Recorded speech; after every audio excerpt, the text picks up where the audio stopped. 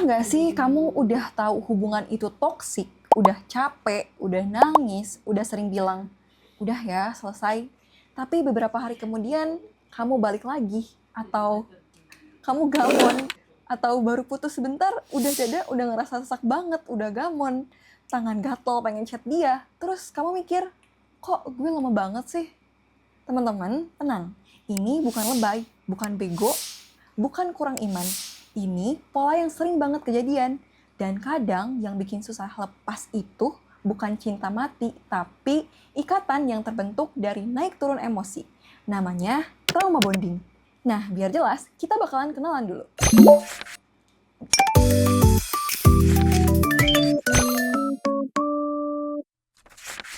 Trauma bonding itu versi manusianya kayak gini. Kamu terikat kuat sama orang yang berkali-kali bikin kamu sakit, tapi juga sesekali bikin kamu ngerasanya akhirnya disayang sama dia. Jadi, hubungan kalian kayak siklus, sakit, reda, manis, sakit lagi.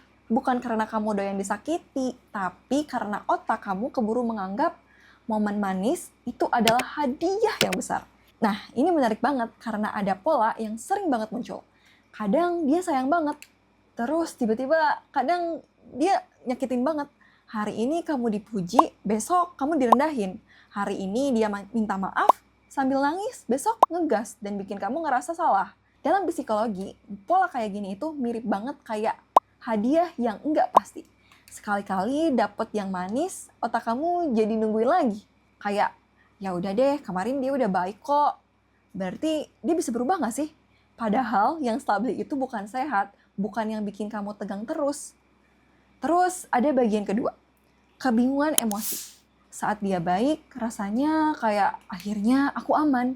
Tubuh kamu turun tegangnya. Kamu bisa napas, kamu bisa tidur, kamu bisa ngerasa hidup balik seperti normal. Tapi pas dia jahat, otak kamu langsung panik dan mikir, gimana sih caranya biar balik ke normal lagi?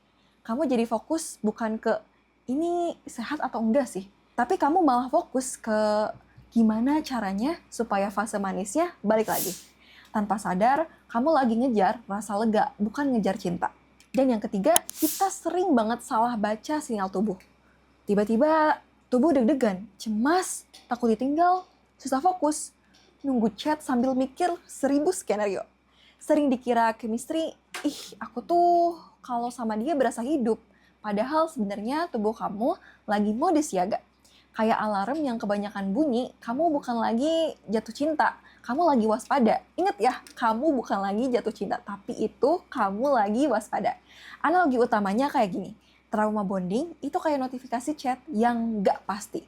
Kamu udah 10 kali ditinggal read, udah 10 kali dibikin nangis, tapi sekali dia balas manis pakai emoji, love atau mungkin hal lain sebagainya, pakai panggilan sayang, otak kamu langsung, nah kan ada harapan. Dan sejak itu kamu jadi ketagihan buat ngecek terus HP. Padahal yang kamu kejar itu bukan orangnya secara utuh, tapi momen kecil yang bikin kamu ngerasa dipilih. Oke, terus kenapa makin susah putus? Biasanya ada 3 bensin utama yang bikin api ini awet banget. Oke, pertama, rasa bersalah dan self-blame. Kamu jadi mikir, kalau aku lebih sabar, dia nggak bakalan gitu nggak sih? Kalau aku ngomongnya lebih halus, dia pasti nggak bakalan marah. Padahal, perilaku orang lain itu bukan PR kamu. Kamu boleh evaluasi diri, tapi kamu nggak bertugas buat jadi tameng buat emosi seseorang. Kedua, kamu jatuh cinta sama versi masa depan, bukan perilaku hari ini. Kamu pegang nih omongan dia, aku bakalan berubah kok, lebih erat daripada kenyataannya bahwa kamu baru disakitin. Ini yang bikin kamu bertahan lama. Kamu bukan lagi pacaran sama orangnya, tapi potensinya. Lalu yang ketiga, isolasi pelan-pelan. Mungkin kamu jadi jarang cerita ke temen karena takut dibilang, kok balik lagi sih sama dia? Kok kamu mau lagi sih disakitin sama dia? Circle mengecil, kamu berhenti dari berbagai kegiatan, dan akhirnya dia jadi satu-satunya sumber validasi kamu. Jadi pas mau pergi, rasanya kayak mau cabut dari satu-satunya tempat yang udah nyaman, yang udah kenal kamu. Walau tempatnya terus amat nyakitin kamu. Nah, sekarang kita bakalan masuk ke mini list cycle, tanda kamu mungkin lagi trauma bonding, Oke, 1. Kamu lebih sering cemas daripada tenang, tapi tetap bertahan. Lalu yang kedua, kamu memaklumi hal yang dulu kamu bilang deal breaker. Dan yang ketiga, kamu takut pergi bukan karena sayang, tapi karena panik dan omong kosong. Dan yang keempat, kamu merasa cuman aku yang bisa ngerti dia, cuman aku yang bisa nolong dia. Dan yang kelima, setelah disakitin, kamu malah pengen buktiin kamu layak dipilih. Sebentar, kalau kamu relate, ini bukan berarti kamu lemah. Ini berarti kamu kebiasaan bertahan. Kamu kebiasaan menukar damai dengan harapan. Lalu, gimana cara mulai lepasnya? Yang realistis, kalian mau itu? Oke, di sini aku bakalan kasih tahu 4 langkah cara lepasin hubungan toksik kamu. Langkah pertama, namain polanya. Tulis siklusnya. Ingat lagi memorinya kejadian buruk apa sih? Dan reaksi kamu kayak gimana? Fase manisnya seperti apa? Terus, kapan kamu luluh? Biar otak kamu tuh lihat fakta, bukan nostalgia. Lalu yang kedua, bikin batas kontak bertahap. Misalnya, jeda 72 jam sebelum balas atau ketemu. Lihat tubuh kamu setelah jeda. Kamu lebih tenang atau malah makin kacau? Itu data yang paling penting. Ketiga, balikin sumber tenang. Siapin minimal 2 orang support. Yang satu, aktivitas yang kamu bikin grounded, jangan cuman satu pintu. Dan yang keempat, punya kalimat pegangan saat kangen. Aku kangen momen baiknya, bukan cara dia memperlakukan aku secara konsisten.